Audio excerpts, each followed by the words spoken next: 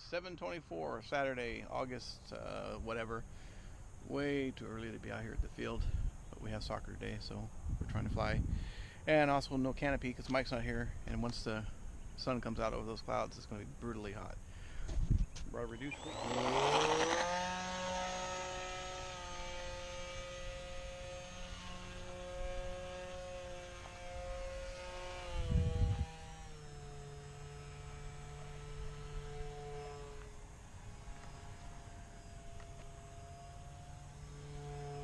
See, Mike, I can turn right, but I prefer left.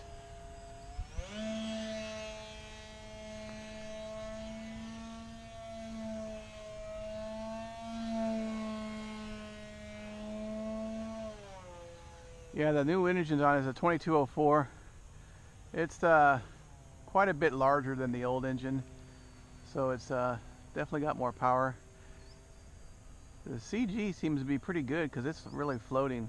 I'm like at under half power and doesn't drop too much. Seems to be doing pretty good. Give it a little more throttle,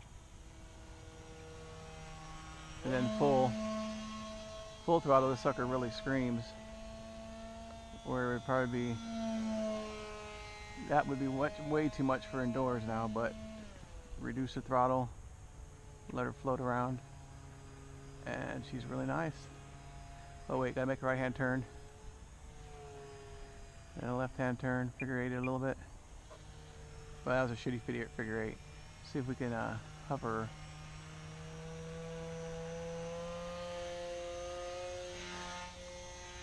Okay, she don't like to hover that much. But you gotta figure she's round, so you know, I don't like to hover either. I'm round.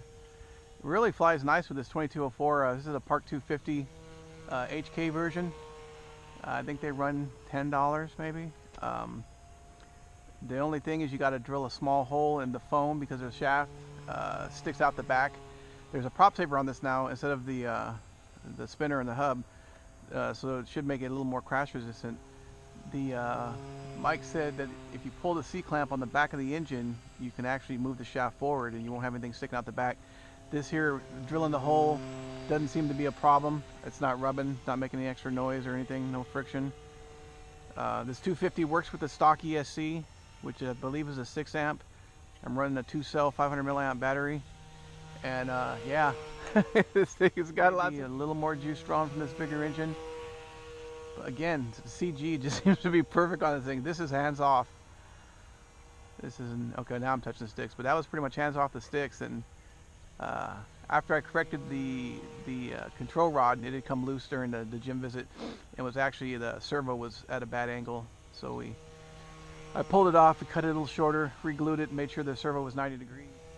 Didn't need to do any trimming. This is definitely a highly recommended plane.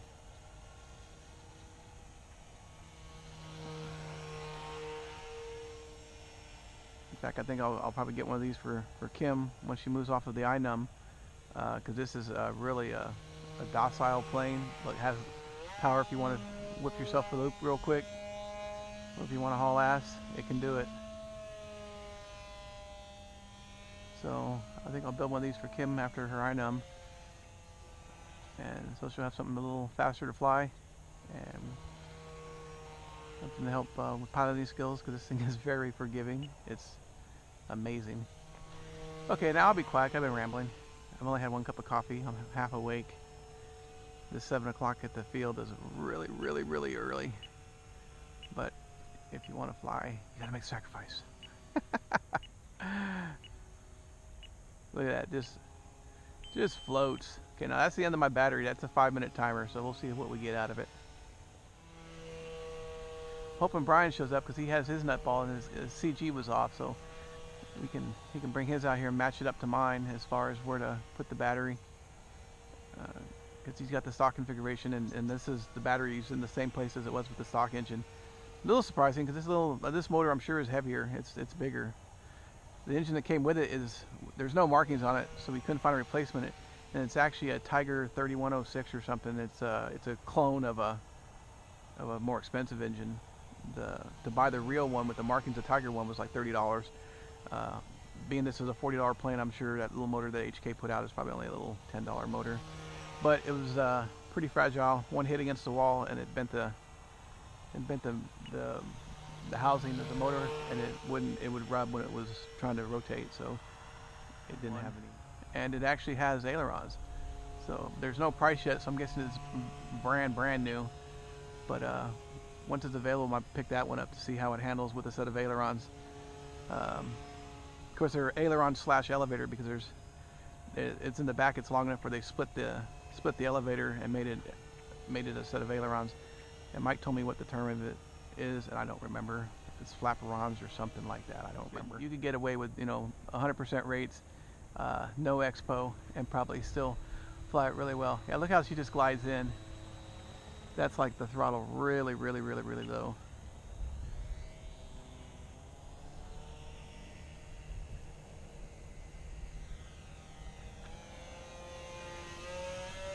Again, still got. For being an odd shape, it really turns well. The floating characteristics are really cool. It's like just flying a frisbee around. The only downside, as most planes, they only come in one color. So it's embarrassing when all three guys have the same plane. It'd be nice to have them in different colors. But maybe I'll paint this someday and see how much weight it adds to it. Okay, I think my battery's going down a little bit. I'm starting to have less power. So we'll bring her in for a landing.